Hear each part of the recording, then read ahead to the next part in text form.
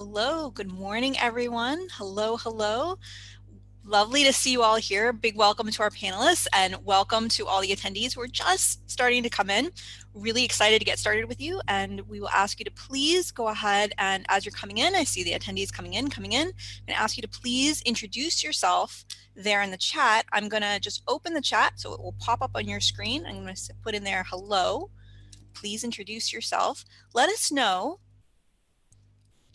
if you're just joining us now, who you are, where you're based, who you write for, the kind of stories you do, what brings you here today. We'd love to get a sense of who it is that has come for this unique and important session that's going to really help you improve the kind of elections coverage you're doing. Let us know the kind of readers, or if they're not readers, if they're audio listeners, or they're watching videos on your website, what kind of stories do you do?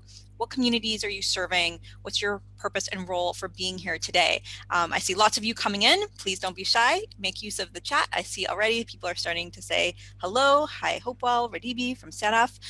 We are going to get started in just a moment.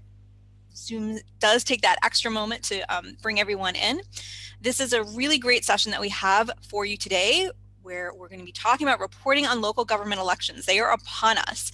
And the SANEF, the South African National Editors Forum, has developed an election portal to assist journalists in covering the upcoming local elections, local government elections. The purpose of today's session, this webinar, is to show you all how to do stories using local government and elections data and the elections data dashboard, and specifically how IEC election data sets can be used for stories before, that's right now, during, like day of the election, day after, and also afterwards in the weeks to come after the elections.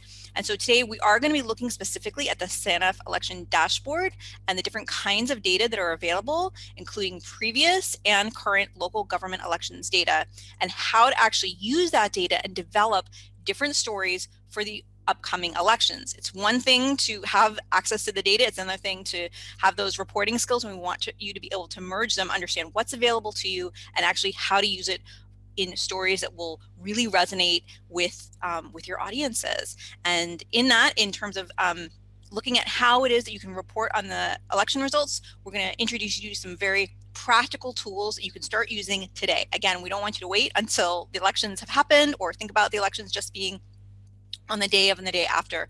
I see many of you introducing yourself in the chat. Really encourage you to do that. Make use of the chat during the session. We've got 2 hours together. We've got an amazing panel I'm going to introduce you to just now. And we encourage you to ask your questions. We have time allocated throughout the session for them to hone in on what is giving you sort of concern or trouble, or how to take things to the next level in your newsroom. So I'm Rebecca Weber. I am a journalist here in Cape Town. After I introduce our panelists, I'm mostly going to be having my eye on the chat to find all the great questions, and I want to introduce you briefly. Today, we're going to be hearing from Isaac Minar. He's a media and elections consultant and trainer. We've got Asara Brumdeo. She's a former executive producer at SABC and elections specialist.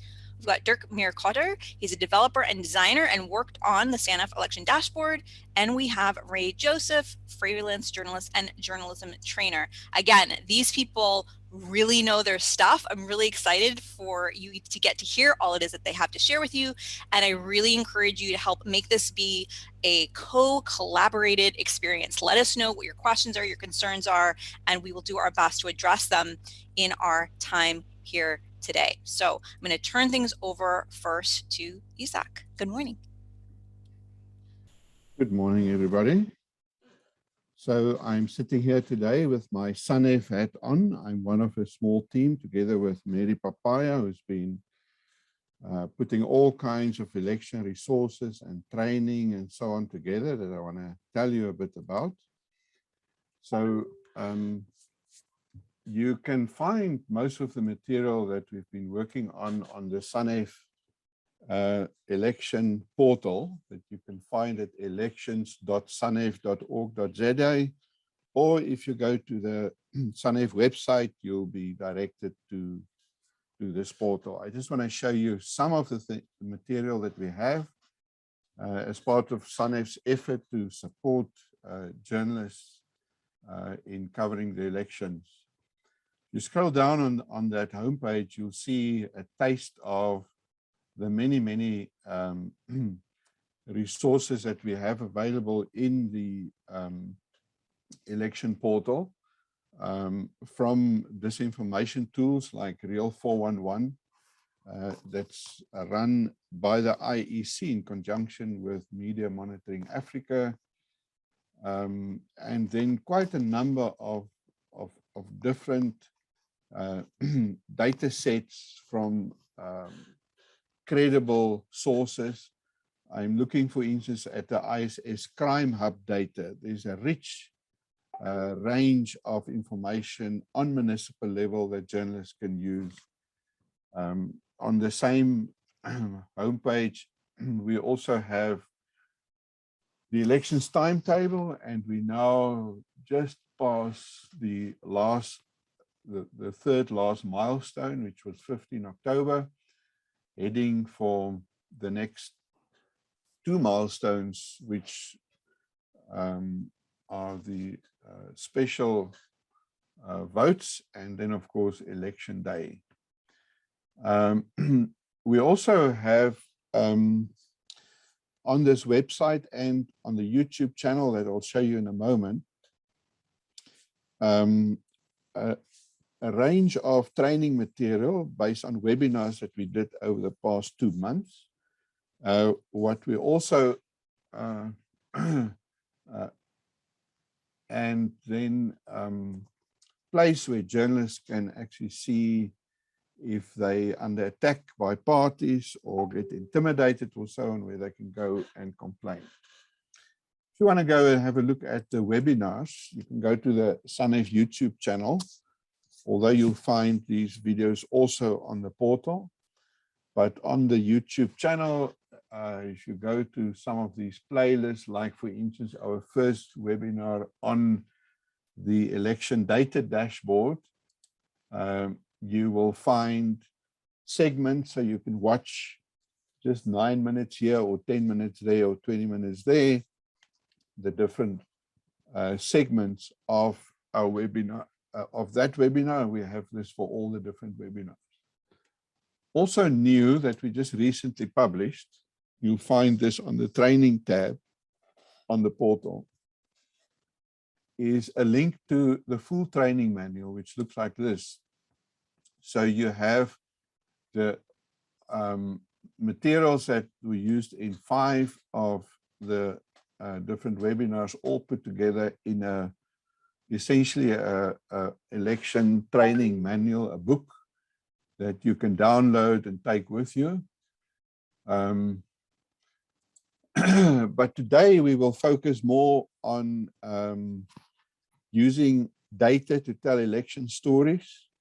And the data that we're talking about would be data about on municipal level and ward level, demographics, municipal finances, and then the data that the IEC release. That would be anything from registration data through to, so that means voter registration data, through to the parties, the candidates, the voting stations. So on the map, for instance, you can click through, and one of my colleagues will show it a little later, each and every voting station with some information about that.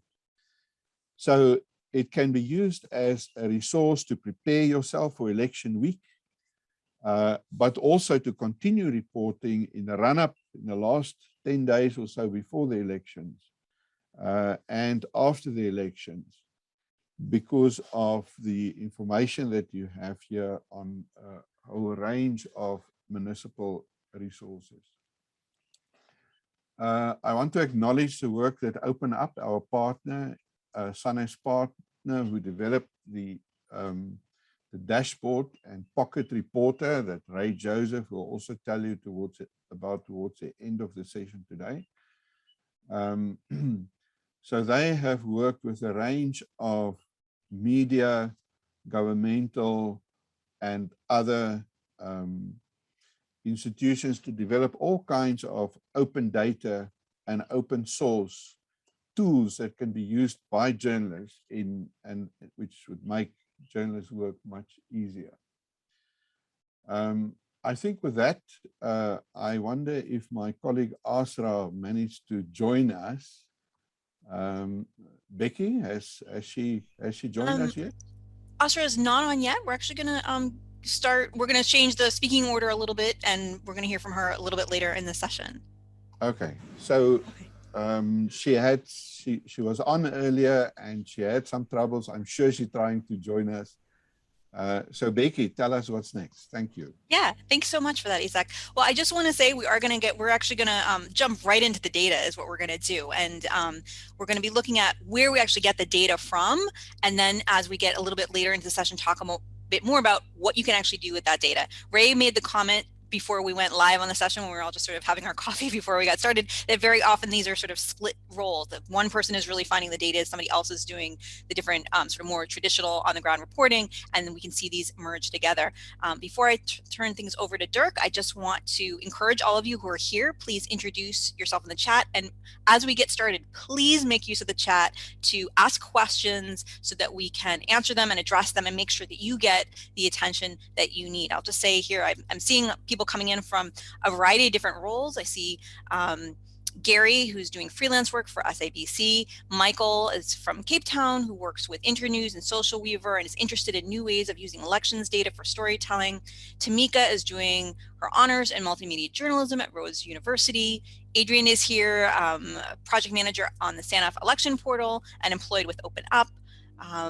I see Willem is here from Poch at NWU, and Penny Forey here from KZN, freelance journalist for print and audio, and we'll be covering the municipal elections for the North Coast. Amina from SANEF and IAJ, journalism training. Anybody who hasn't introduced yourself, please do go ahead. Let us know who you are, who your readers are, your audiences, the kind of things that you're already thinking about.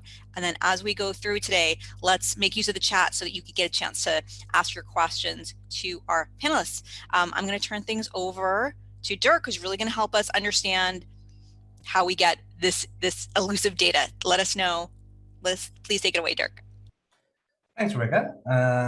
Thank you for having me here for this. So I'm going to be showing you a little bit about the dashboard that Open Up has built with SANEF. I'm just going to share my screen here. All right, we should be seeing the election dashboard up here.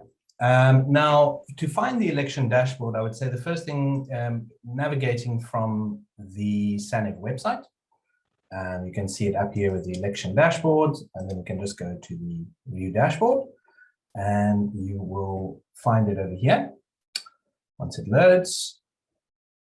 Now, one thing I would first, you would of course see the map, and we've got our tools here on the side. We've got the data mapper, the point mapper, and the rich data. Before we get into those, I just quickly want to also point out here a new feature that we've added recently is the ability to switch demarcation, to switch boundaries. So currently it's defaulting to the 2021 election boundaries and so on, but it can also go to 2016. So for instance, if we want to maybe just quickly find one here, if I go to the Free State and we go in here to the Tswelopele Municipality, which is here, Tswelopele Municipality, and we can now see, so it will show the wards to us here.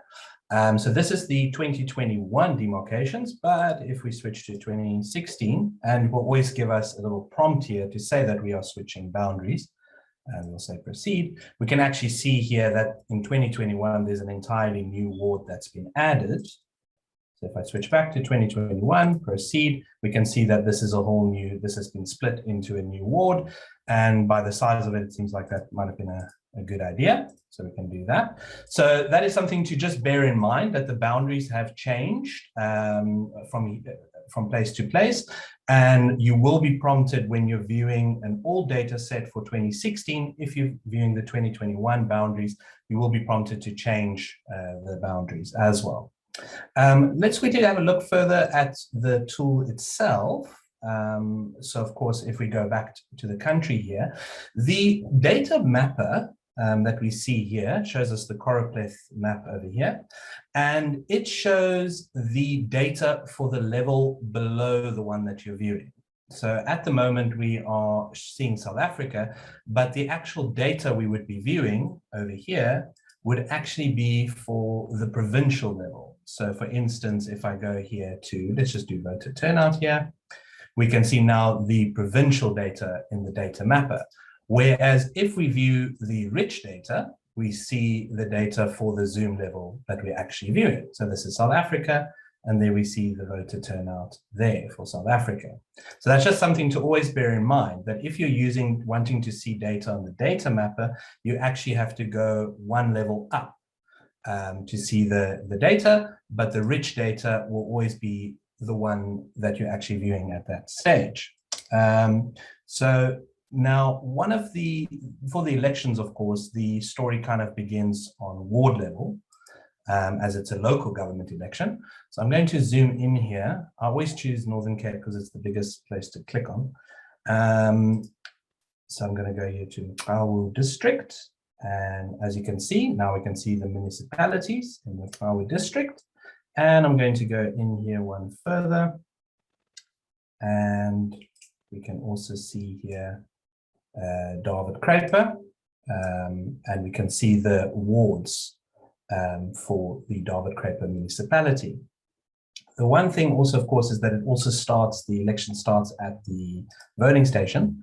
So using the point mapper tool, we can actually see all the voting stations in the country. So I'm going to quickly go here to elections, and we can see here, we click on the voting stations. Takes a moment to load. It's a lot of voting stations. Here we can actually see all the voting stations in the country. Let me just quickly zoom out here. You can see all the voting stations in the country, and we can see some details about the voting stations as well. So if I go into, let's just quickly go into the Northern Cape here. For instance, some of these will be much bigger, and some of them will be quite small. So if we look here at Sandkork, for instance, we click on here. This one only has registered voters, 48 registered voters over here, where, of course, if we would compare that to somewhere up in a metro, if we would, for instance, go up to Joburg here, we can see up here there is a metro. There's sort of in the metro, we can see here a voting station. All these will generally be quite big. But there are some that have up to 8,000 or more voters registered in that area. Let's quickly have a look at this one. This one we can actually see as a 1,076. Of course, none of them is as small. The smallest one would probably be this one. It is called the Tent at Quarry Hook Farm. And it is, I'll just find it. But that one is, in fact, only 2 registered voters at the tent at Quarry Hook Farm. So this one will probably be quite fast, and you can only hope that both voters turn up early so that the election official can go home. So it varies, but we can also see from this, of course, why some voting stations will report much earlier than others. So let us quickly go. Also, another thing we can see in the point mapper tool, which can also become, of course, very useful. If I'm just going to go back up here to the province level. Well, actually, let's go to country level. We can hear one of the interesting point data that we have is for political violence and protests. And if we look at this, we can see it come up here, and we can even see specific ones. We can get details about specific events. I think, for instance, here is one that I saw earlier that is perhaps interesting to view, because this one, we can also see the details of the event, of the protest, and we can actually also see that this was a demonstration against dirty water supply in the region. So we can see how some of the data here might actually be quite relevant in the upcoming elections as well. So now that is what we can perhaps see in the point mapper here, but we've also got other things like the location of libraries, police, etc. So those are things we can do with the point mapper tool. If we go back to the data mapper, I'm just going to turn off these over here. Right, and I'm going to quickly go back here to the data mapper. We have to just excuse me for a moment. Let's go back here. So if we go back to our data mapper and we go back to the Northern Cape.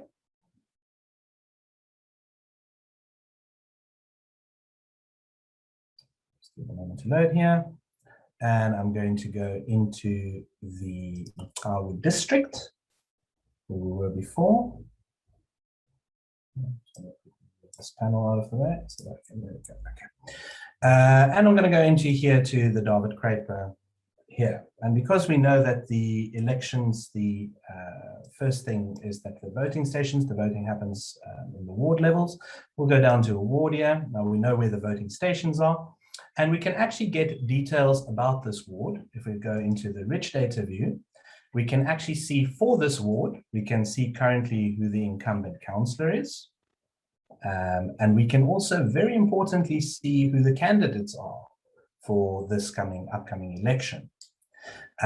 We can also then, of course, look at the 2016 municipal elections. And here we get actually some more information, which is quite interesting to see. So we can see the number of registered voters by age in this specific ward, by gender, and also the ward votes won by the party. And sorry, Dirk, is it possible for you to just zoom in a bit to make the text a little bigger? Thank you. Let me just quickly do that. No problem. I hope, is this a bit better? Let me just quickly have a look at that again. So yeah, we can actually see, so we have the incumbent councillor, we have the candidates, and we can also see registered voters by age, by gender, and also ward votes by party. And of course, as we've pointed out in previous demonstrations, we also have other information that and other data sets that will hugely impact the election. And these can be from the demographics to the financial performances of specific municipalities and wards. If we actually just go up one level to the municipality level here, now we can actually also use the data mapper and see the same information, but comparing different wards. So we can actually also look at number of registered voters by age. And we can see it, for instance, over here, and we can see in this case, if we're looking at a number of registered voters by age between 18 and 19, we can see the actual numbers in each ward of that age group. We can also see the genders.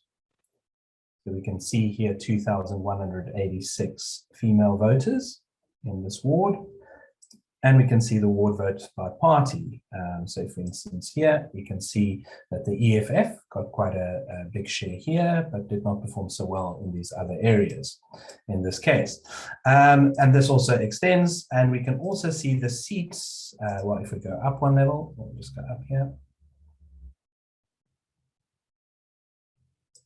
Yeah, so we can also see a few of the data sets over here, including the voter details, registration details, but we also can get a clearer picture of the issues surrounding municipality and what the people living there are concerned about. So this would be financial performance. We can see quite a lot here about that, as well as the education levels and service delivery. And a lot of this also becomes quite clear when we look into the rich data view over here. So it's a case of being able to switch between these views and being able to see different data sets for that specific ward or municipality, district, metro, or even provincial. There are some data sets that we are continuously adding to this at the moment, ones that aren't in the live system at the moment, but will be later this week, is we will also have, we've got the councillor elected for this ward in the 2016 election. This might be slightly different from the incumbent, as that might have changed, but also very importantly, we've got the proportional representation votes by party, or the PR votes. That is something we are going to be making live soon as well. And something which is quite nice is to be able to see the actual votes by candidate, including independent councillors as well, independent candidates. So those are things that we are going to be adding. So at the moment, we've got all these kind of data sets that we've got currently available for elections, and we will be adding more of these onto the 2021 as they become available. And we will probably, I'll be sending this out and sharing this, and we will stay up to date on what is available at what possible time. I think that's a brief overview of the dashboard. Super. Thanks so much, Dirk. And I want to encourage everybody who's got any questions about what Dirk just presented to please drop them in the chat. We will have time if you've got a specific question about this right now. And we do have one from Bongani asking, is this data search available for one to observe? Is this data search available for one to observe? Can you just clarify that more, Bongani, what the question is? You mean for download? I'm wondering if I can actually, I'm going to actually ask Bongani. I'm going to give Bongani a permission to talk. If you see that there, Bongani, you just need to. Sorry, may I just say something? So Dirk was going in through the map, but right on the top of the tool, you can actually search for a municipality as well. Oh, that's right. That is another way to do it. Absolutely. I did kind of do it once there. Let me quickly, actually, I can just demonstrate that again. So what we can do, can you see the screen here? Yes.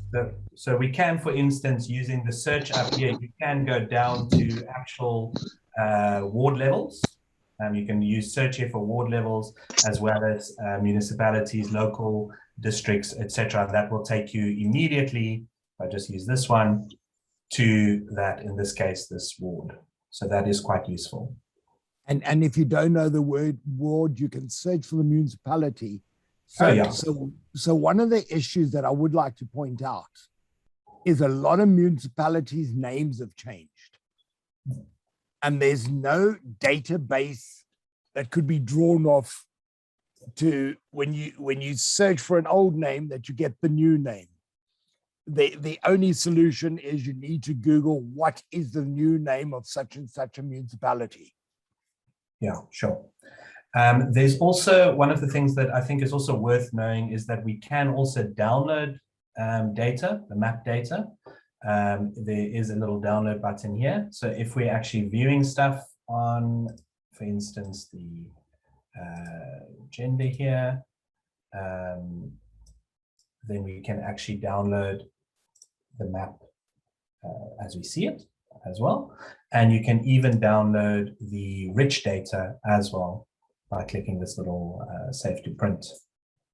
And that will can save it as a PDF for you as well. So that can also be quite useful to collect data for different points. Thanks, Dirk. That does look really useful. Bongani, I think you got your audio sorted there. Do you want to give us a little bit more detail in your question there? Yes. How are you, comrade?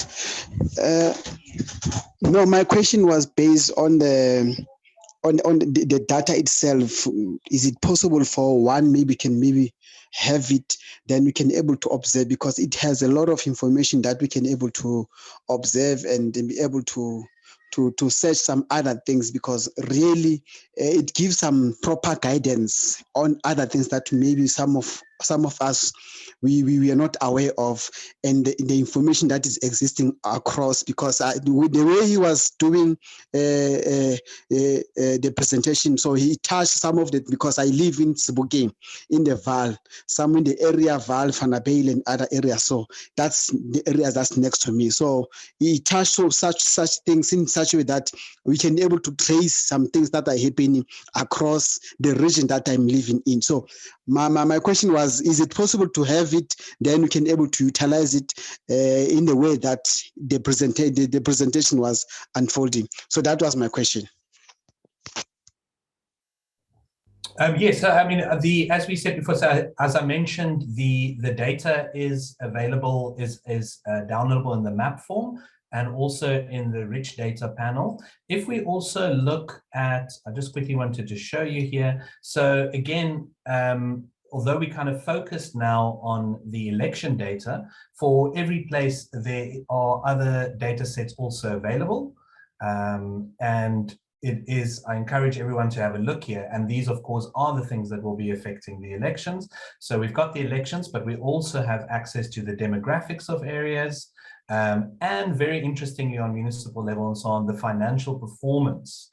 And this is also a downloadable CSV Excel and JSON format.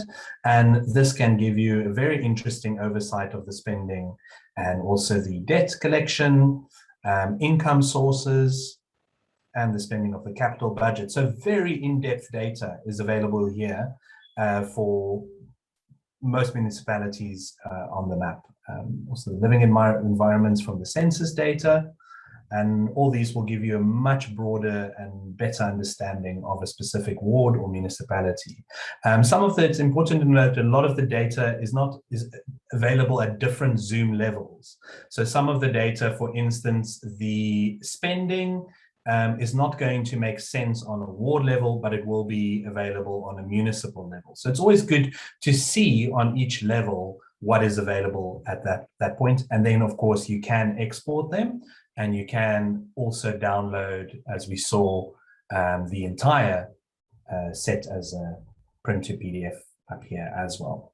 And we've got education, service delivery. There's quite a lot here that can be viewed, other than just. I'll be doing a lot of this stuff, showing it as well.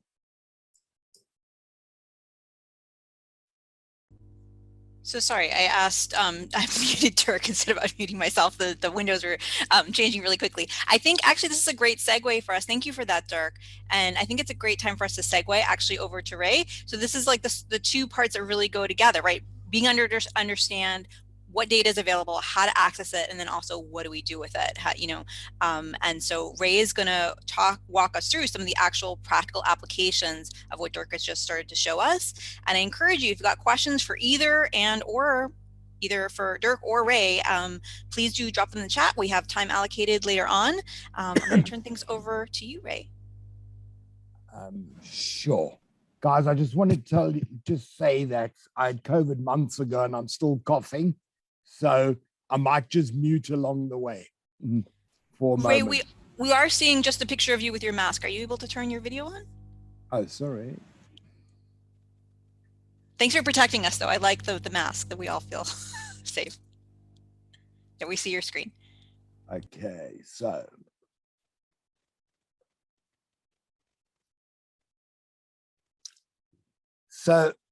What I'm going to be talking about is a variety of tools. Dirk has gone quite deeply into the SANEF dashboard, but I will touch on it further. So less than 2 weeks to go. So everyone's going to be chasing the same stories. An enterprising journalist is going to look outside of the traffic.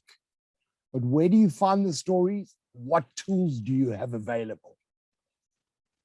So again, the SANEF dashboard, and inside the dashboard, you've got a series of indicators. You've got a full summary, you can go to election, you can have demographics, you can really dig quite deeply into a community. To get the profile of a community, their living environment, the financial performance, how do people live,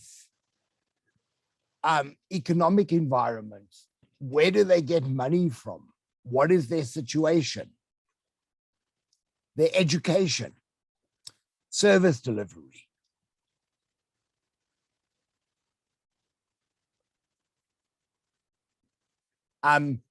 Before I actually go into it, on the dashboard, when you go to the dashboard, there's some really, really good resources here. Some excellent resources. I know that Isaac touched on them. I just want to reinforce what Isaac said. And by the way, Dirk touched on boundary changes. Check your wards. There's a story there. You know, he showed us a ward he showed us a municipality that had an award added. Why did it have the award added? You know, and sometimes when a ward is added, you get gerrymandering, where it happens a lot in the US. It's happening in South Africa, that municipalities that were formed that can't stand on their own. Wards added. Have they moved a whole bunch of DA people into a ward that the ANC had before, or vice versa? It's worth investigating that.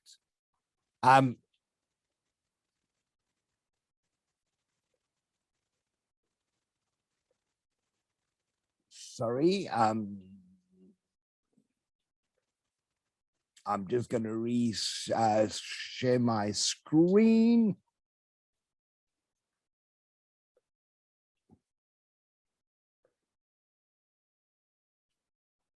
I don't want to share my WhatsApp.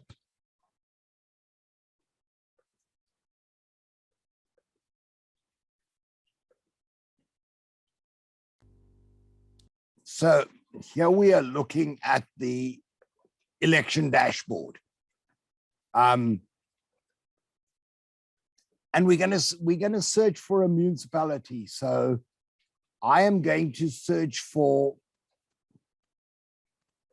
Vereniging, which is now known as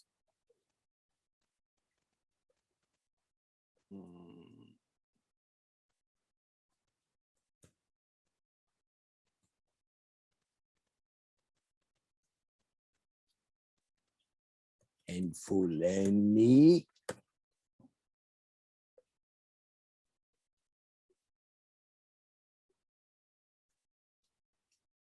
Now before we go on, this is based on a story that Steve Kretzmann, a Cape Town-based journalist who's been doing a series of reporting on the election. And why I'm wanting to show this is Steve has used the different tools before he went, because all this stuff, the tools do the heavy lifting. They're not going to do your reporting. They will help you give context to your reporting. They will also indicate what you should be looking for when you get to a place. And this is exactly what he's done. Having done his pre-research, so he's used a multiplicity of tools.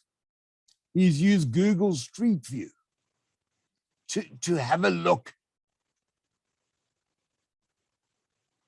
at that, to be able to illustrate what's going on there.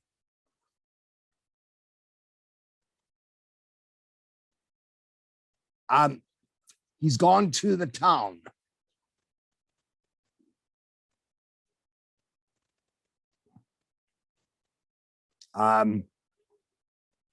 He's interviewed people on the ground. I'm waiting for a section. I'm looking for a section here.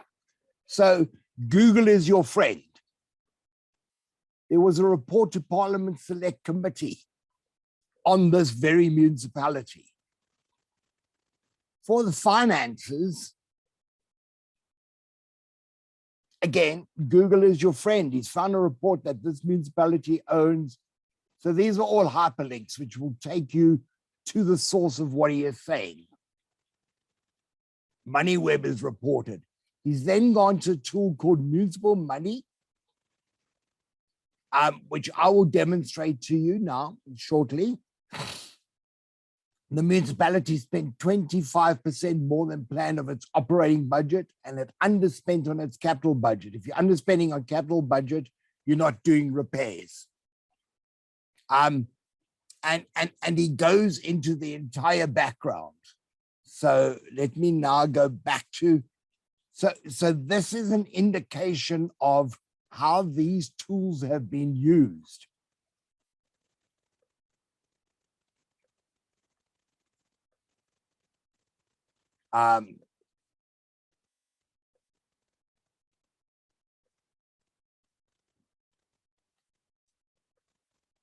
Sorry, what was it called in Fulani?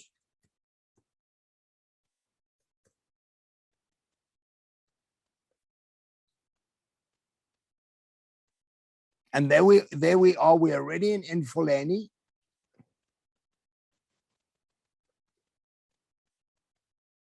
On the rich data view, we have a summary by age, etc. So Dirk went through the election stuff. I'm very interested in the demographics.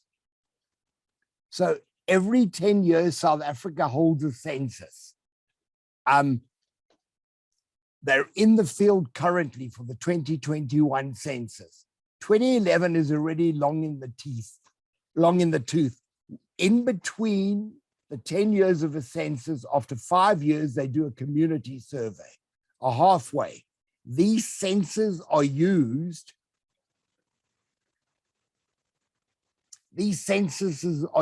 for government planning, for allocation of funding.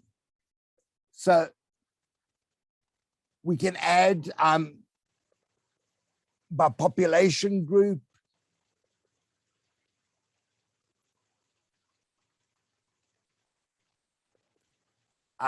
we can break it up into sex. Now, it's looking at the ages of the people living in this area. When you put your cursor on any of these bars, it'll again tell you, I'm looking at 0 to 14 children, comprised 26% of the people living in that area. But 26% of what? 26% is meaningless. The universe of children, the 26% is 188.8 thousand children.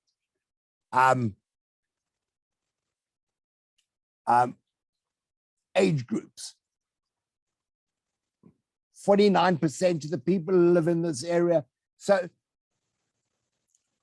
what I'm showing now is stuff that will help you enrich your reporting. It'll add context to your reporting. It does not replace actual reporting on the ground.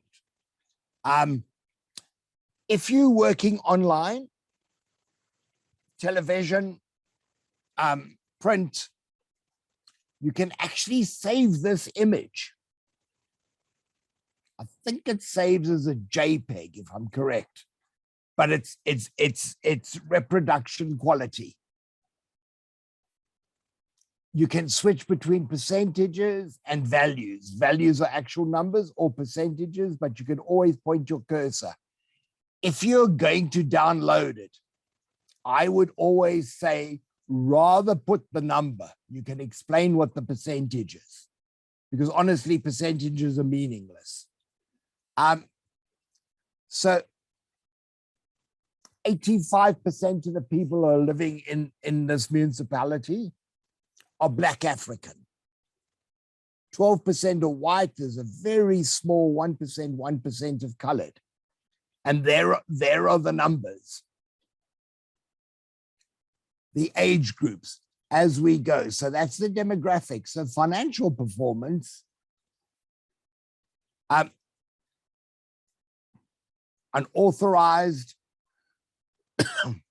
irregular, unauthorized, fruitless and wasteful spending. 2012, 4.1% of the total budget was fruitless and wasteful. By 2017-18, and this municipality, not only is it deep in the poo, but figuratively and literally, it hasn't reported for 2020. They just don't have the capacity. They have not met the deadline. By 2017-18, 16.38% of the budget had gone on fruitless and wasteful. Always below the indicator, it'll explain to you what it's about, and it'll tell you what the source is.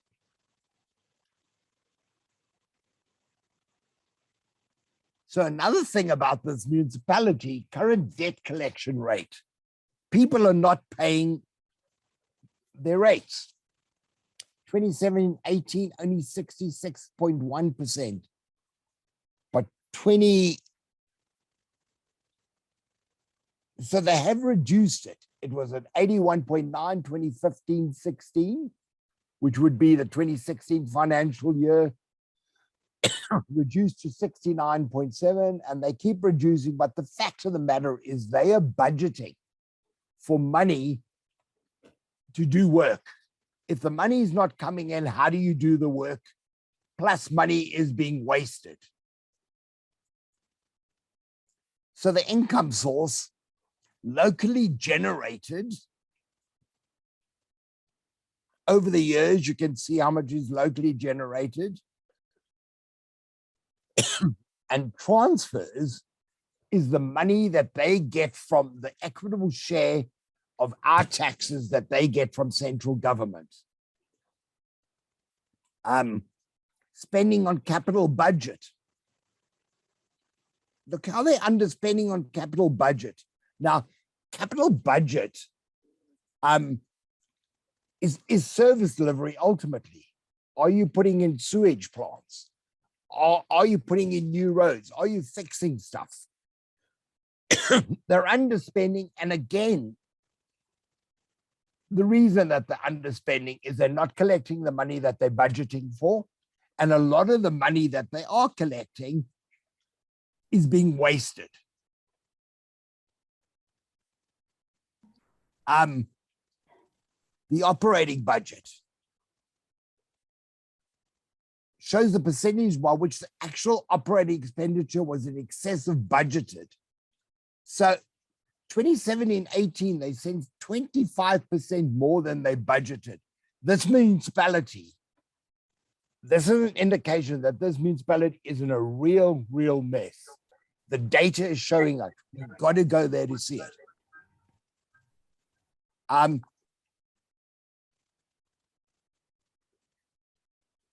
This is giving us an overview. It's in answer to the question we were just asked. It's giving us the overview of the income of the people there, living there. I mean, 9% of those people have no income, report no income. The question is, how are you surviving with no income? They're hustling. They're begging, they're borrowing. From here, this is pretty much government, this is pretty much grants, 426% of the people. Employment. So a discouraged work seeker is someone who's just given up. 28% are employed, 24% not actively employed. This is on the 2011. We'll always have the source there. Education. We're looking at education. This is a good one. Service delivery. I'm sorry the type is so lack of safe and reliable water supplies. 4%, 29,000 people in that municipality. Cost of water is another reason that people, hello, Azra. Cost of electricity is another reason people are giving. And so we go through the list. I'm not going to linger much further. So there's service delivery. Now, a lot of this data is based on this tool.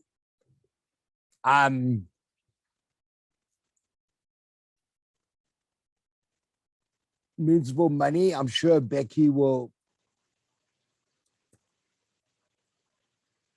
Oh, by the way, what is very useful is when you're out in the field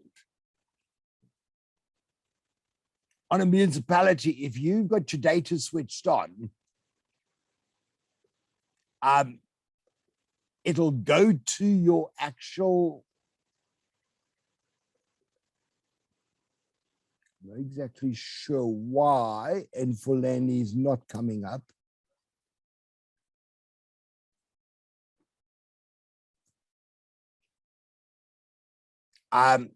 Okay, so I'm going to go to this municipality in Corbo in the Eastern Cape.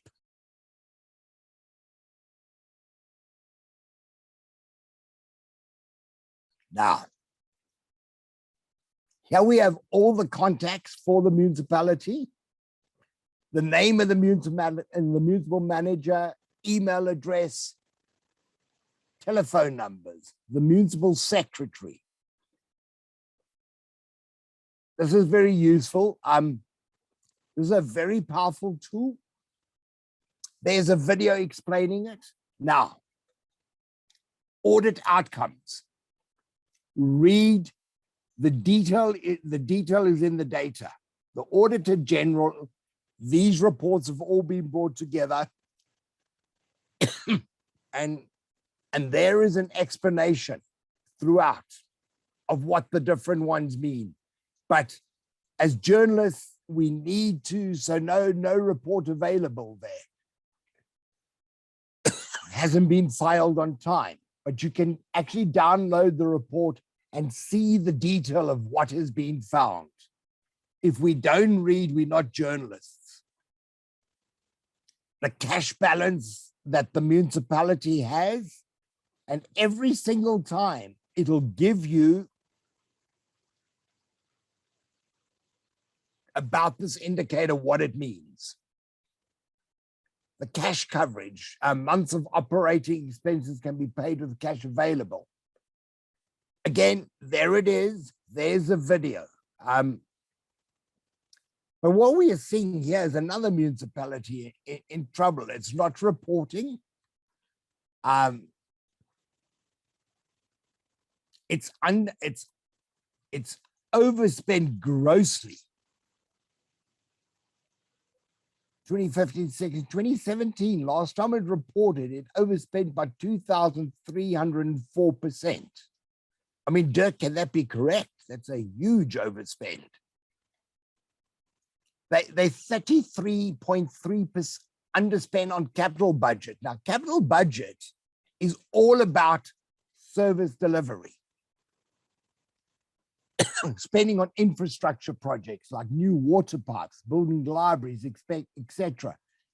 If you see underspending on capital budget, it means the municipality is way behind with service delivery. Again, there's a video. Now, this for me, the spending on capital projects. So they were going to spend 3.5 million rand on community assets. When I click on it, the budget was for 2019, 23.5, 2021, 3.69, 3.4, 21, 22. This is where eyes on the ground are so important. These capital projects. So that's reporting that Steve Kretzmann, incredible reporting he's been doing. He has been looking at these and then going to towns, municipalities. He went to look for, I think it was a municipality called Zua. They spent something like 40 million rand, or they budgeted for close to 50 million rand for a new sewage works. They were in the 3rd year of the cycle. So this thing was almost finished, it was a 4-year project.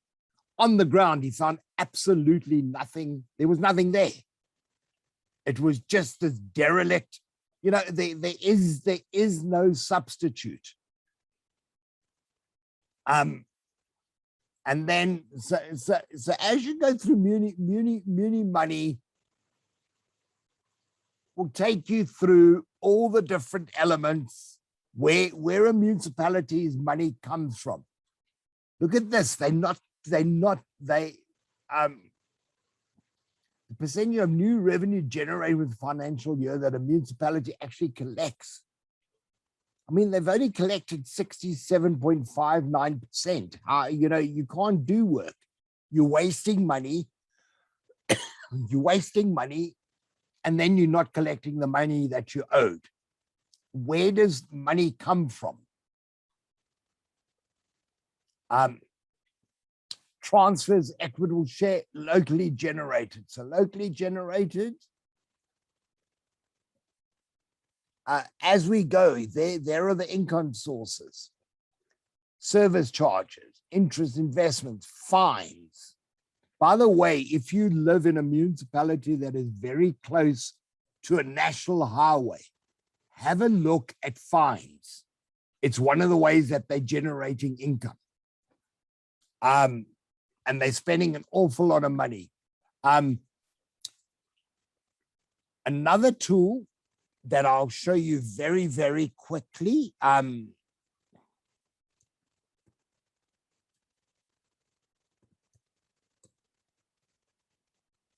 So in this case, I'm going to look at my current location.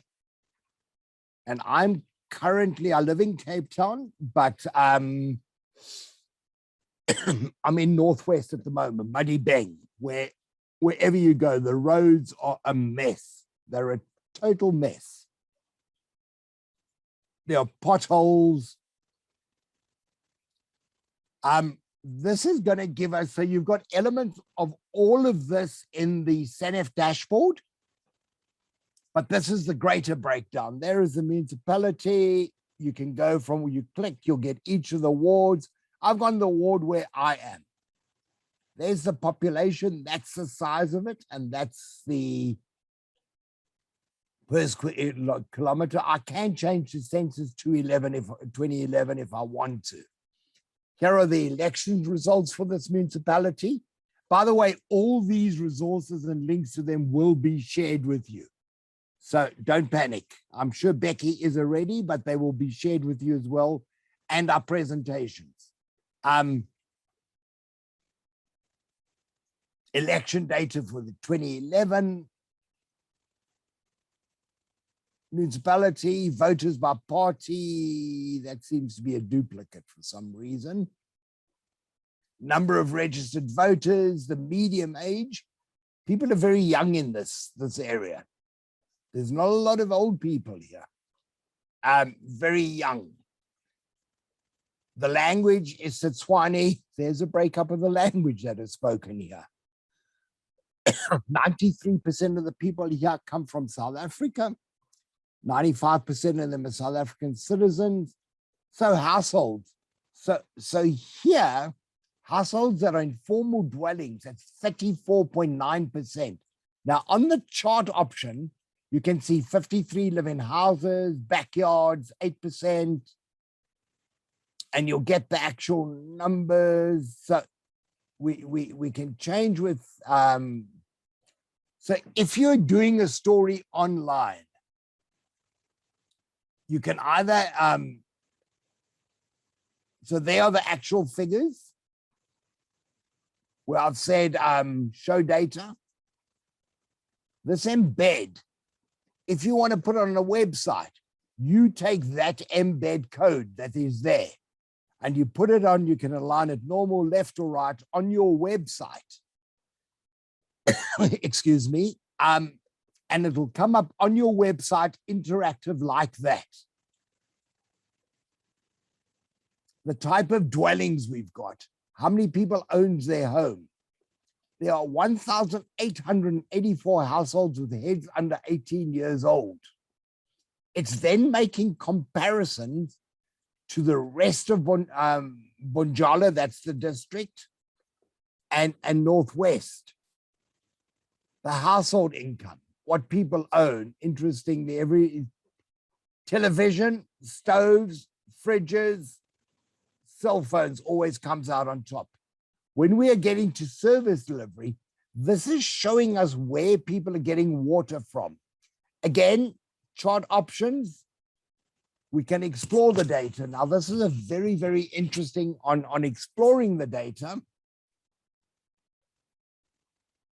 Let's switch to totals so we know what we're looking at.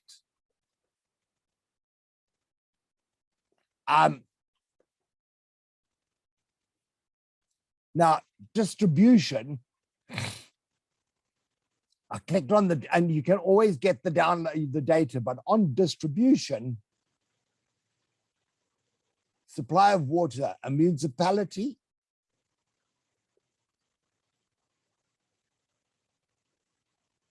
there's the highest in South Africa.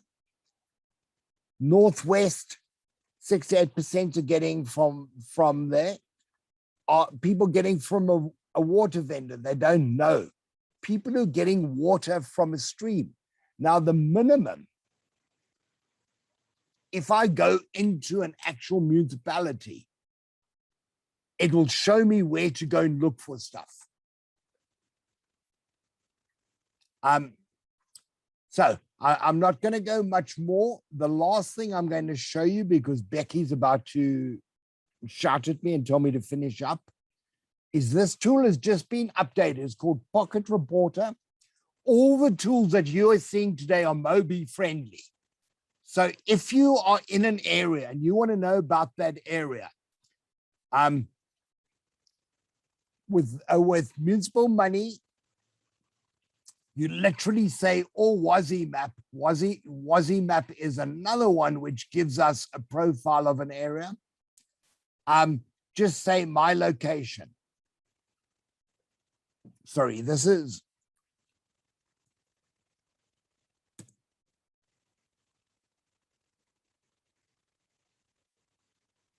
Oh, again, we just did WASI map. So the final one is Pocket Reporter. It is also Mobi friendly. We don't have all the languages up, but the tool is being built and we'll keep adding. So there are several. There's Corsa. It's an open source tool. Some people in Portugal are using it. Spain have contributed. So I'm just going to go with English. And what we have here are election resources, South Africa, contesting parties, lists of candidates. Each one of there, you can go and get the list. It's a PDF. You can get the list. If data is a problem, do it. Don't do it using your data. Do it when you've got a Wi-Fi connection. Election planning coverage. An election is in 3 parts. Before the election, election day, and what most people forget is after the election. This is a pretty good checklist of what you need to do before the election, election day, post-election period. There's the press code, there's an election handbook, and then I want to go to this one. So what this one will say is on election day. So I've clicked on election day and I'm going to call it election 1, and I create it. And what it does is it gives me a series, a template of questions to ask so that I don't go back to the office not having collected the information. Additional notes. This is something many journalists forget. Contact details. Once you are finished, now you don't register for this. We have no record of who you are. It's a security issue. So if you lose the information, you lose it. It is not held on a database. It's really a security issue because many people who are using this tool are in parts of the world where security is an issue. Once you've completed it, you can either send it via email or you can send it via WhatsApp. So once you've filled in all this stuff, or if you've got correspondents in the field, you can get them to use this. And then they send the filled in information to the news editor to a designated, you tell them what number to send it to. Always send it to yourself as well. Once you have finished, if security is an issue, just delete it. And then I'm going to wrap up here, but the last thing, so if you go, this is not only an election tool, guys, hard news, covering a motor accident, covering a fire.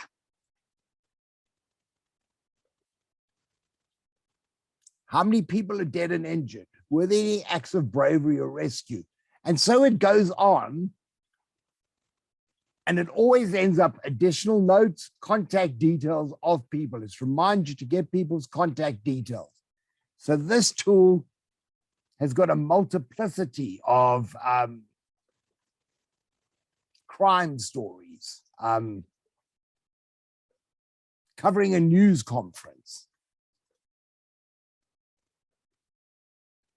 gender violence, service delivery, covering a protest march, lack of water, sanitation issues, and then finally, health services, specific illness. All of them are templates that you can fill in when you're out. And I've noticed that young reporters use their phones as notebooks. This is a great way to collect the information and you will have nothing missing. I think, Becky, that's it. Yeah, thanks. I was just waving my phone. It's not just the young journalists, right? I think everyone's using their phone these days. Well, Thanks. I don't. I use a notebook. Thanks so much for that, Ray. Really helpful to start to see the application of these things and seeing what all the options are that are available. And I really like your point about this is not just for the stories that people are going to be doing in these next few weeks, in this run up to the elections, election day, day after, and a few weeks afterwards. It's worth investing the time to really start to understand these tools now and be using them throughout the year. I want to say a shout out to everybody who's come on after their 11 to 12 meeting finished. I see some more of you came on as we hit the 12 noon hour. If you haven't introduced yourself, please do go ahead and drop your details into the chat so we know who you are, who your audiences are, and what brings you here today and what questions you have.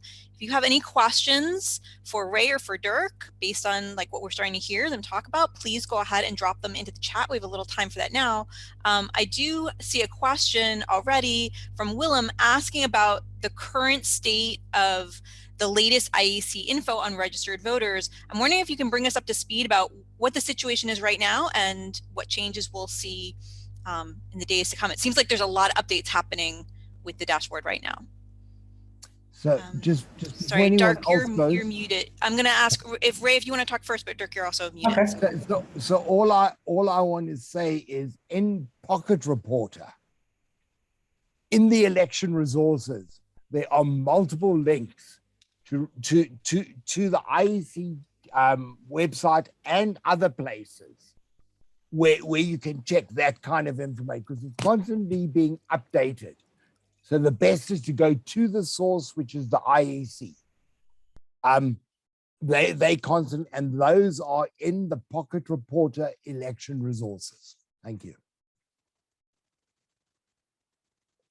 Thank you, Ray. Yes, as I was saying also in the chat, we are currently uploading the 2021 data. We're just actually cross-checking to see the validity of some of the things. So it will be up this week. So we've got we're looking at the registration data. And of course, as soon as the other stuff comes available, we'll be adding that as well. So that will include PR votes, ward votes by party, and all the rest, candidate votes, etc. Super, thanks so much. I do just want to reiterate what Ray had said in case some of you didn't hear it, is that you will be getting a link to a replay of this session as well as previous webinars that we've been doing to prepare for the elections, as well as you'll get access to the slides and the links that are being shared here today. We really want you to be able to take this stuff and apply it as soon as possible. But I would say that right now, your best resource is actually to come on and ask your questions. There's a team here that is eager and ready to help you with what's going on with your stories right now. If you're sort of hearing like, well, that makes sense for somebody else, but how does it apply to our local coverage? This is the time to get that conversation going. So if there's anybody who would like to come on, please, you can either raise your electronic hand or drop your question into the chat. We're happy to bring you on. Just give everyone a moment. Sometimes people need that. Becky, may I say something while you're waiting for questions? So these tools might seem overwhelming. It's like any other tool that you use. Go there. There are tutorials. They're intuitive. Play around with them. That's the way you learn. Someone's not in a demo like this today. You probably got a bit lost. It's hard to take in so much information. So go to the tools. Play with the tools. You'll see you'll work them out. They're very powerful. What they've done is they've made it's taken voluminous data and made it searchable. It's ordered it. Super. So- Thanks, Ray. And then I think is the comment that we've heard again and again throughout this series of webinars is sort of take something bite-sized, play with it, up-level your stories, your coverage, get that little bit of extra depth right now. You don't have to implement everything all at once. You actually can't, right? But you can take that one thing and keep going with it. So I think we're going to turn things over to Asra. She's got all her text sorted out. We're super excited. Actually, we'll take one more question that's just come in. Sorry, Asra, I'm going to ask you to hold tight just a moment. This is from Christelle, who's a journalist from Mariola Media. We have limited resources. Where would be the best place to watch election results and developments on voting day? Everyone's got some kind of constraint, right? In terms of like what they're able to do. Who would like to take this one on? Is this for you, Ray, perhaps? Or Astra? I'm going to ask you to unmute. I can help with that quickly. Isaac can help okay. with that. So firstly, the IEC will have a national election center and provincial election centers. Many journalists already registered. I think the registration closed, but there may be a way to still get in there as a guest. So when the results start coming in at these 10 centers, there are big screens and all the officials are there to explain. Doesn't cost anything to be there. Secondly, the IEC will also have live results on their website. We will relay some of that results on the SANEF dashboard. And of course, some of our media houses are busy building all kinds of interesting election result systems. So there will really be multiple places that you can look at how different places treat the result, the different angles that they're getting on. And I think this is also a good precursor then for the next session, which is really on how do you report on results. Absolutely. Thank you for that perfect segue, Isaac. And I encourage everyone, as you're hearing, you may start linking together what the different presenters have been saying throughout today. We're going to turn things over to Asra, who's really going to help us understand constructing and producing those election results stories. Hello.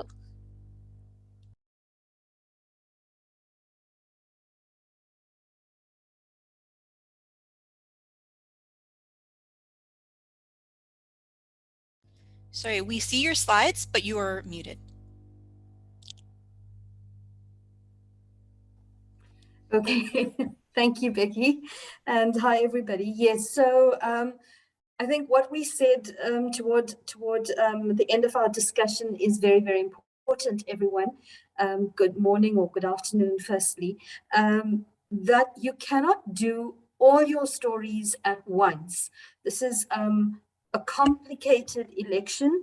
It is also one that runs over a little while. It doesn't just start on election day, and it doesn't end on results day. So there are many stories to tell, and we're going to try and take you through as many of them as we can. So very quickly, we're going to look at the structure of local government. We're going to look at the elections process, what happens, and we're going to look at when it happens. So essentially a results timeline, which allows you to pace your storytelling to deal with certain issues at different times.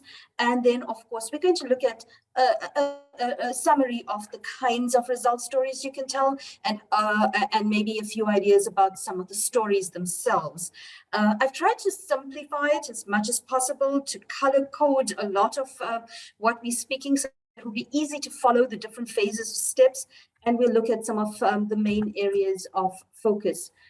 Also, at the end of the day, we need to decide when exactly do we start talking about results. Is it, for example, when the polls close at 7 p.m., or is it perhaps when the IEC makes the official results announcement, which we're expecting to be sometime on Thursday, or is it even perhaps when we, for example, get the first municipal district result or municipality result? My apologies. There are a number of things to consider, but the most important thing is to understand how these elections are structured, and in order to understand that, it's important to understand how local government is constructed. So we have as the bottom rung, the groundworks of this election, the voting districts. In this election, we have 23,000. And remember, this is where the election actually happens. Every voting station essentially has a little election. And in fact, some voting stations have 3 ballot papers. So you're actually voting for 3 separate things. Other voting stations or voting districts will have 2 ballot papers where you vote for 2 different aspects. So what exactly are you voting for in a local government election? Well, the first thing that happens is you're voting for a ward councillor, a councillor for the ward in which you live in. Remember, wards are made up of a few voting stations. So voting stations put together make up wards. And in this instance, we are voting for a ward councillor. The other thing that we are voting for is we're voting for councillors that will represent us via our chosen parties in metros and local councils. So we all vote for either a metro or a local council. In some instances, if you live or are reporting from a local council, you will also vote for a district council and for representatives to be elected to the district councils. We'll look at that in a little bit more detail as we go along. Suffice to say that we have 257 municipalities in this election, and we essentially are voting for new representation in all of those municipalities. So let's start at the top of the results process. The polls close on Monday afternoon or Monday night at 9 p.m. And essentially that is when your results reporting is going to begin. What does that mean? It means, like I said earlier, because your election is theoretically happening at every voting station, your first results announcement is going to be the results of the first voting station that declares results. It doesn't take a long time for this to happen. So probably within an hour or an hour and a half or 2 hours of the polls closing, which means you're probably looking at Monday night around 10:30, 11 p.m., you're going to start getting your first results. And that is important. You're going to get voting districts declared. You're going to keep running along those voting districts declared, or a percentage of votes, what the IEC will refer to as voting progress, or your results are going to refer to as voting progress. And remember, we have over 23,000 voting districts, so that progress might be very quick at some parts and might be much slower at other parts. Nonetheless, by the morning or by Tuesday morning, you're going to have a fair number of voting station results in, but you're going to still have a long way to go. So when we look at voting stations and at voting that happens overnight, what are the kinds of stories we need to tell? Well, with the first voting district, very important. It is a big story. You've been reporting on people. Sorry, yeah, I was just messaging my colleague offline to see if, because I can't see her video anymore. I'm going to try and stop your video. Ask her if you can hear us. And so Becky, I can continue here until okay. Asra's back on. Let me just, if you, yeah, if you share my screen. Oh, do you have the slides as well? Perfect. I have slides. Let me share my screen and we'll just continue as where she left off. Perfect. Right. So we were about the first, literally the first result story is the first VD result. And as we showed earlier on, it would be possible to show from the map, the point data details about the various voting districts. And what is also important here is to look at the results for the different ballots as they're coming through, where you have two ballots, you have one vote for the party, for a candidate, independent or affiliated to a party, or PR. And some of the interesting things that will start coming through here is if people voted for the same party, or maybe they vote for independent for the ward and for the party for the municipality also. Important to qualify the results to get more information from those from the data dashboard. If you start now reporting on some first voting districts, you can go in and have a look at the profile, the demographics, and some information to pad the story and add value to it. It's also, once you have about 10–15% or so of the voting districts counted, it starts to make sense to also report on turnout and try and see if it's possible to start comparing with the previous elections. And of course, objections are usually filed on a voting district level, and it would be good to, especially in your specific area, to check with the presiding officers if any objections have been filed. In many cases, the objections will not stop a result to be announced, but the result may be updated at a later stage.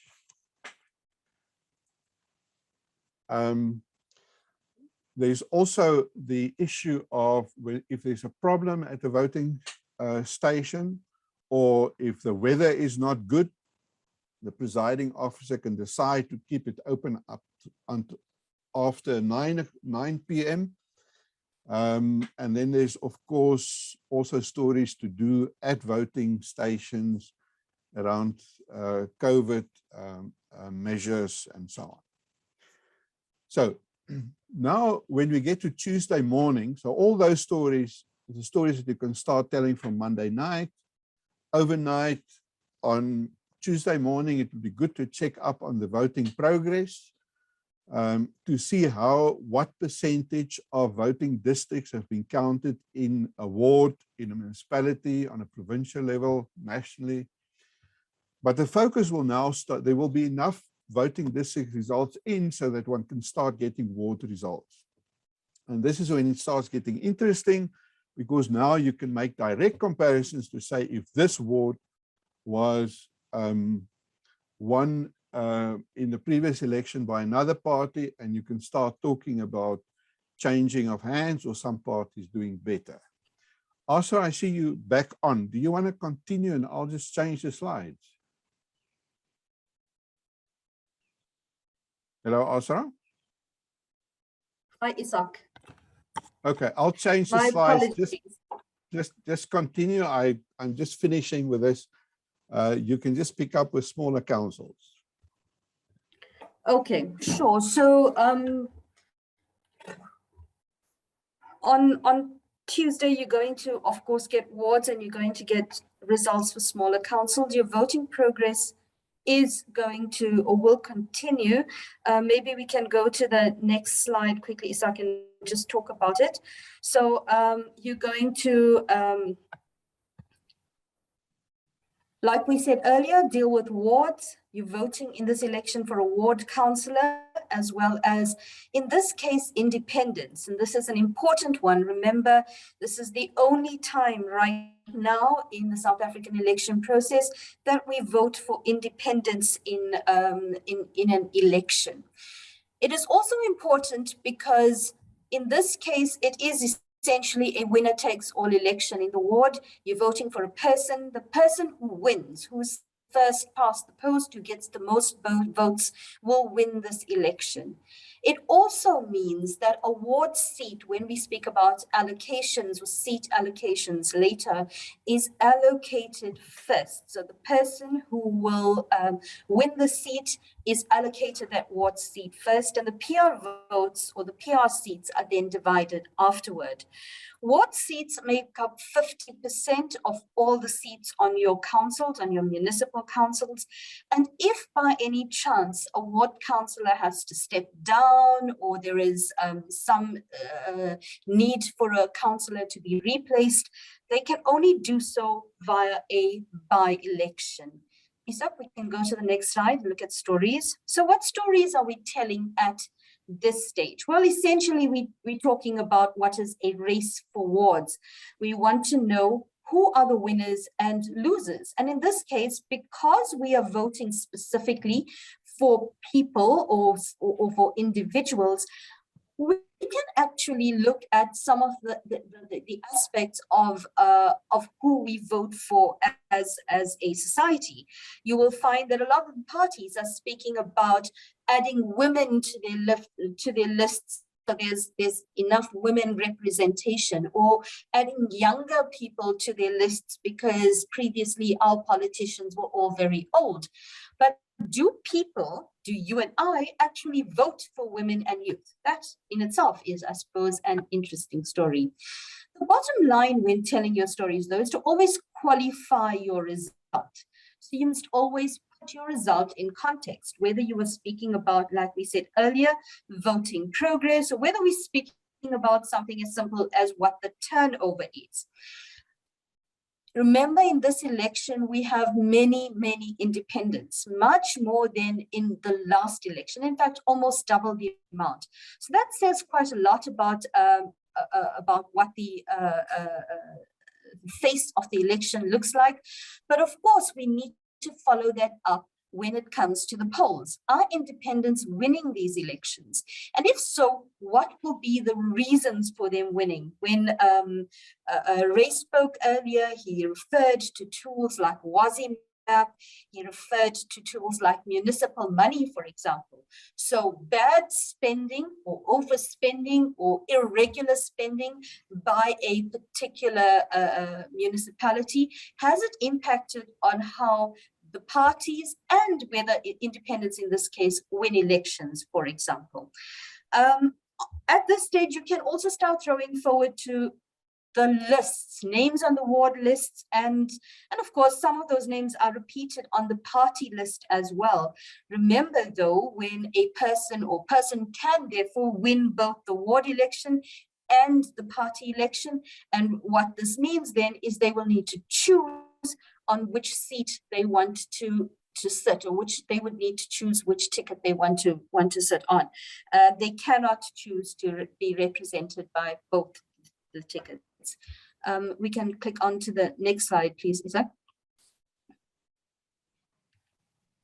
Okay, so by Tuesday afternoon, your voting district results would have come in. You would be getting many, many, many ward seats, and you'll also be starting to look at your council. So what is your council looking like? Because you're getting the ward seats, you are essentially getting a kind of representation from the PR votes as well of what your councils are going to be looking like. What kinds then, or what are the focuses of your councils that you will need to look at?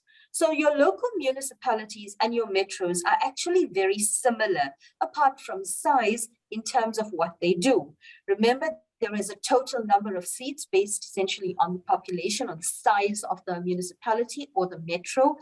These seats are divided into 50% ward seats and 50% PR seats. Remember, your PR seats are the party seats.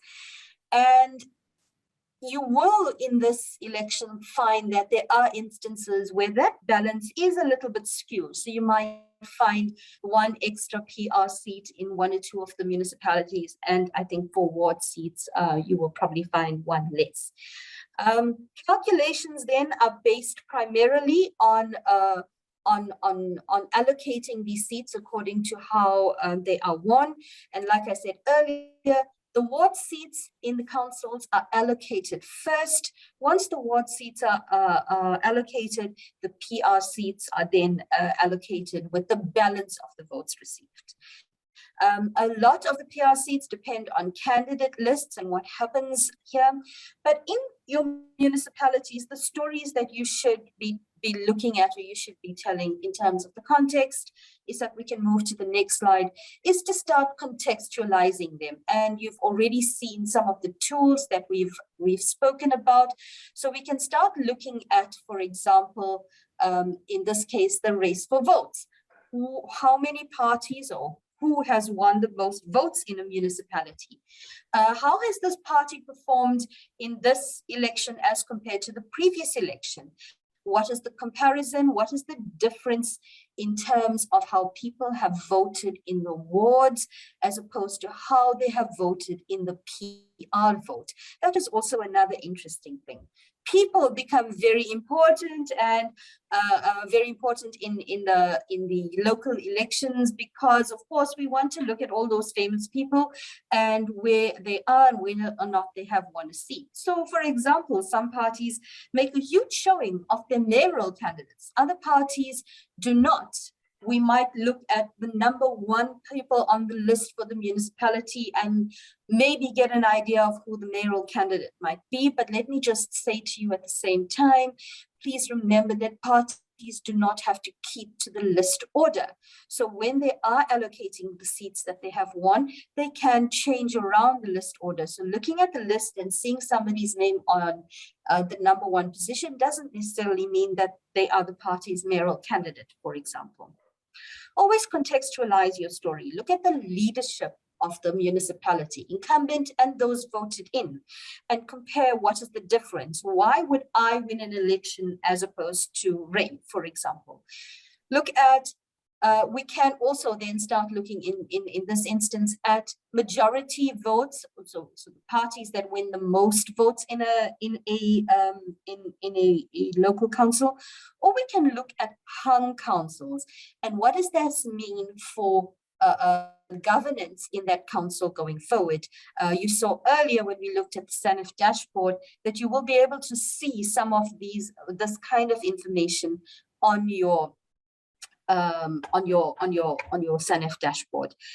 Remember, at this stage, you should also keep an eye out for objections. So voting districts that might not be declared as yet, and to try and figure out why this might not be the case.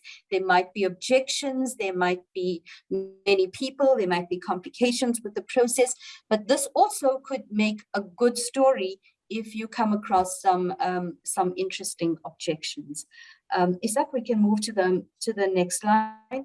So like I said earlier, metros are very similar in structure to the local council, except that they're much bigger and have many more people. So your counting is going to take longer, possibly in the metros, and therefore you will only start expecting your results later on in the process. So we're looking at maybe through the day, Wednesday afternoon, maybe even early Thursday morning. In previous elections, we've had metro results outstanding up until, I think, an hour or an hour and a half before the final results announcement. So they could be cutting it quite close depending on when the results announcement is going to be made. But when it comes to metros, a lot of it is about power play and about who is going to control all these really big urban areas. Metros are not, like I said, local councils, they're much bigger, but in terms of everything else, they are very basically similar. It depends a lot on population, but also they have much bigger budgets. So what are the kinds of stories that we can tell in respect of the metros? If we can go to the next slide, Isak, it is very, very similar to the kinds of stories that we spoke about in the local councils, and I'm going to quickly jump over that and not go through it. By Thursday, we should have all the results coming in. We should be looking at seats. We should be considering which people or which candidates will possibly be allocated seats, and we should also then be throwing forward to look at district councils. So what are the kinds of stories we should be telling at this stage?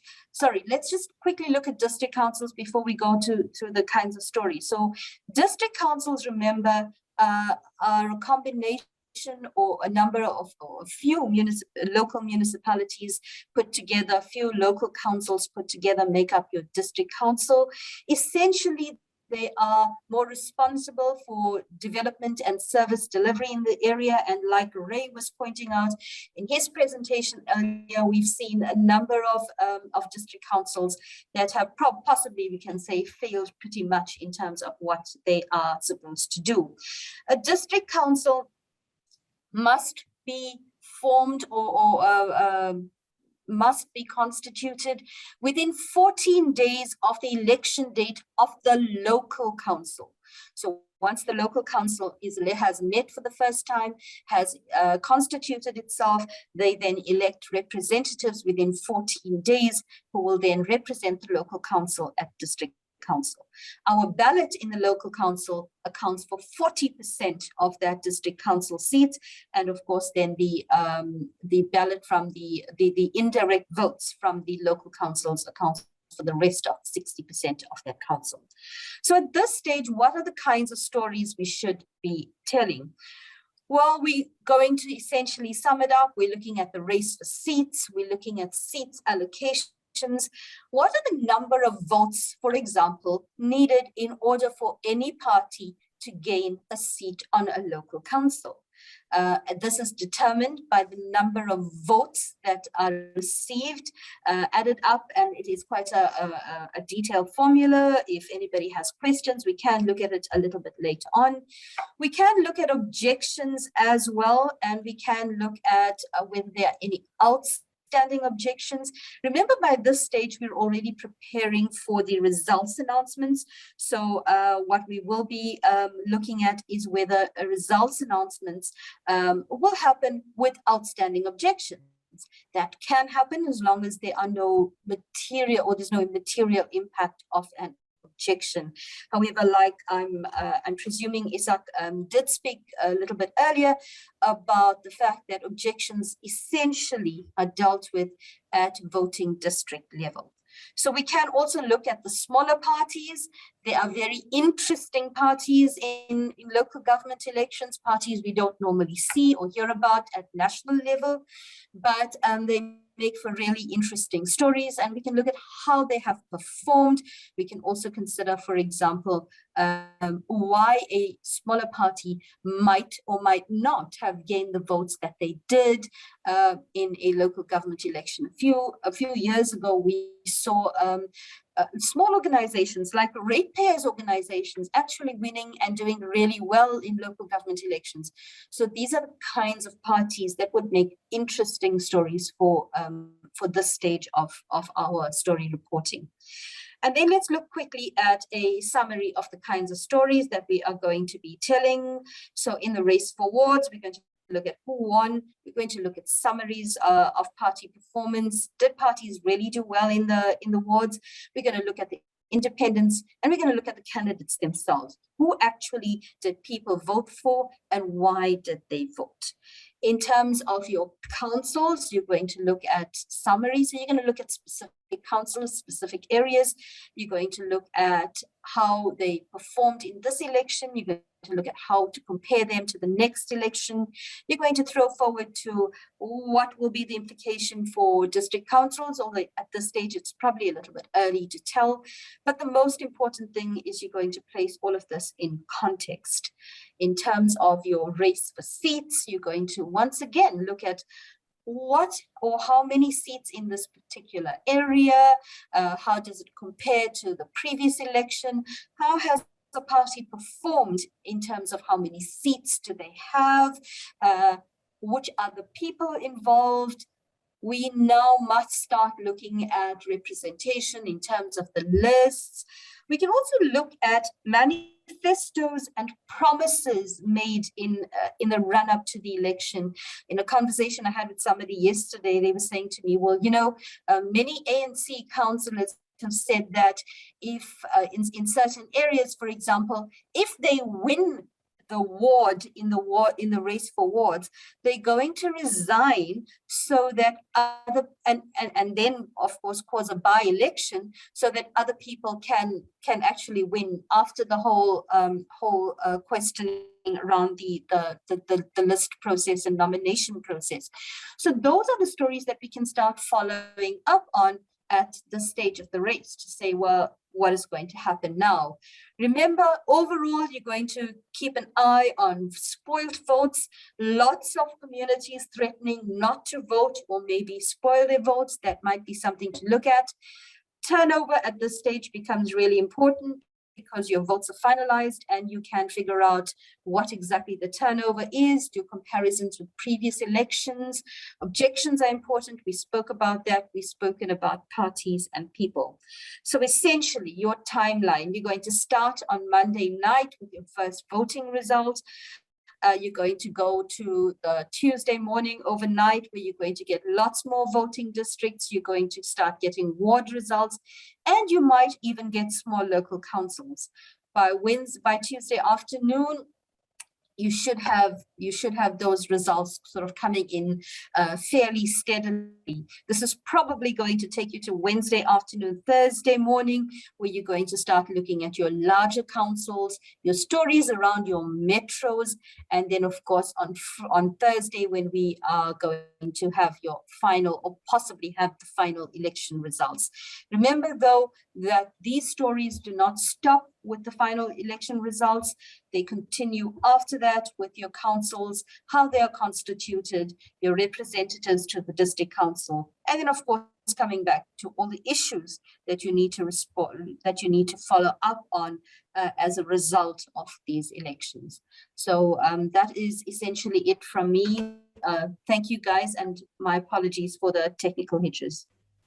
No, you handled them so well. Thank you so much. We've all had the technical hitches and not everybody was able to get back on and make it all work. Wonderful presentation. Thanks so much. And I would invite all of you who are listening in, if you have any questions that this talk has sparked that you would like to ask, please, we've got some time right now to ask those, to ask them of Asra or any of our panelists.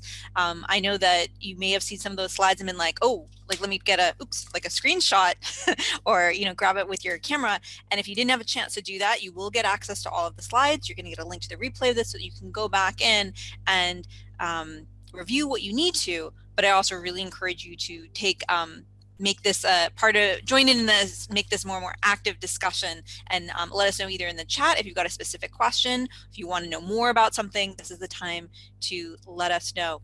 There is a question from Adrian who says he's interested to understand how coalitions impact on the seat allocations both at district and a local council level. Why is there so much conflict often within coalition impacted councils?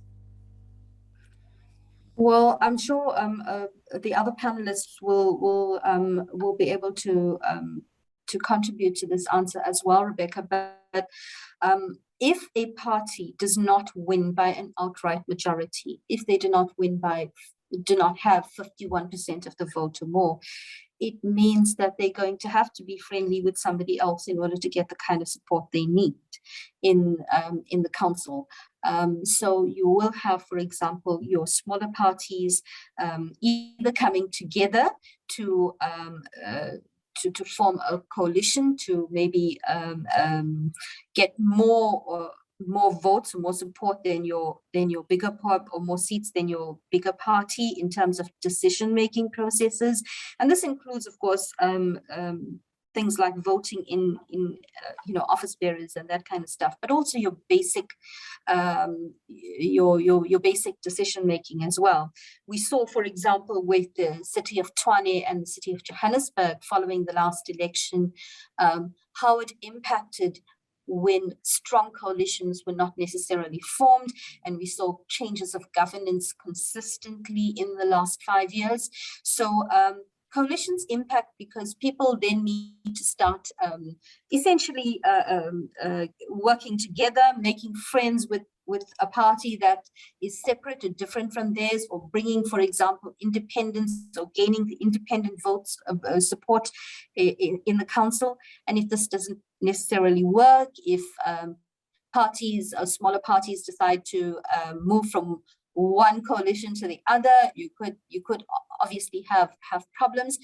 But also what it means is that the smaller parties and those independents then play a very, very important role in essentially becoming kingmakers in this council.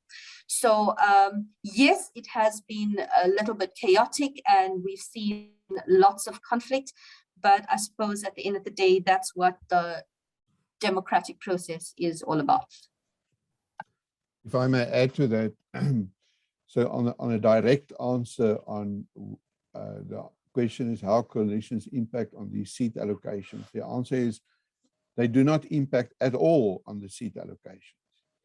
So there's a legally prescribed way in which the seat allocations happen based on the lists that each party submitted. And as I said before, that parties have an opportunity to reorder those lists. For instance, in many cases, the same name will be up for a ward candidate and on the PR list. And if that person gets the ward seat, they will normally take the ward seat and then somebody else will replace that candidate on the PR seat. So that's the first point. Second one is coalitions are totally political arrangements. Nothing legal or illegal about it. It's just a political arrangement. And I think one should be listen very carefully about how parties describe the way that they collaborate. Sometimes, not often in the South African scenario. I mean, we have seen very few formal coalitions, but we have seen many cooperation agreements. And you have also many instances where parties would literally from a council meeting to council meeting change their stance on who, especially the small parties, the 1-person, 2-person parties, who are they going to back? So it's very fluid. And South Africa still, I think there's a long way to go to get to a situation where there will be formal coalitions. Oh, and the last point I want to make on this is, for those journalists who have the benefit of going to any of those, the National Results Center in Pretoria or the 9 provincial centers, from about Tuesday afternoon, you will see big parties and small parties huddling together, going to have coffee, to start looking, because by then they will have a really good idea if they're going to have a majority or not. Of course, if they have a majority, they start celebrating. If they don't have a majority, they start talking to the small parties. That's a great comment. Thanks for sharing that. I mean, it sort of ties into what Oscar was saying about like the small local parties are very interesting, right? That they're stories that we haven't heard so much about, and then how do they start interacting with sort of the bigger players, and where's that either collaboration or that conflict? What happens next? Ray, did you have some thoughts about this as well? Yeah, no, I agree. Politics makes for very strange bedfellows. In my ward in Cape Town, there are almost 20 parties standing, most of which I've never even heard of. So political commentators who I respect, a lot of them, are talking about a period of instability after this election, particularly with all the independents and the floor crossing or jumping sides. It's not going to be formal. You know, you scratch my back and I'll support you on this. And I think this is part of the, not to lose sight of the post-election period, about the deals that have been struck, and to really find out what's been promised. You know, it's all very well knowing the deal, but what has been promised? And we already know it from the last election with the DA and the EFF, and there were just some which you would never ever expect, and I would urge people to watch that. Becky, I do want to say is one tool that I didn't demo because I was running out of time. I've dropped it in the chat today. This morning, Media 24, a tool built by Alistair Otto, Andrew Trench, I'm told, was involved. You can really navigate and look at the health of a municipality. I urge people to look at it. It's really good. I've dropped it up further in the chat, based on very good data too. So yeah, but this is going to be a very, very, very, I think this is going to be one of the most interesting elections we've had in a long time. Yeah, for sure. And the way you're talking about it, it really makes me think of there not just being a through line in your individual story, but the seeds for this election planted last election, right? And that when we talk about like taking the results here and not just doing it the day of, the day after, or the 2 weeks after, that these can be the seeds for what people will cover literally for months and years to come. I'm curious. Manifestos. It's really interesting to look at the manifestos are all in Pocket Reporter. I've managed to collate virtually every one of them. And so what did the parties promise? What are they talking now? But very interestingly, the winning party, what are they promising now? And what did they promise in the last one that they didn't deliver? You know, it's what I keep saying, the devil is in the detail. And journalists who don't read documents really need to be working in the bank, because if you don't read, you're missing the most fundamental 101 of journalism. Those manifestos are worth absorbing, both for what they promised previously and didn't deliver, and now that they've delivered, now that they've won, what are they going to deliver? So if I want to just talk about a little bit about another angle on the elections that we're not often seeing stories about, right? And this is about the party funding issues. And we know there's been some developments regarding party funding. And on the SANEF election portal, you'll find, for instance, the first party funding report. And I think just at the end of this month is a deadline for the next quarterly submission. Now, that what we're talking about there would mainly be money funded by donors from a variety of places. But the other funding, so I posted in the chat now a link to a report that came out from OTA, which is about government funding, the fiscus funded funds for parties, which if you look at the report, on average, it's just under R1 billion per year.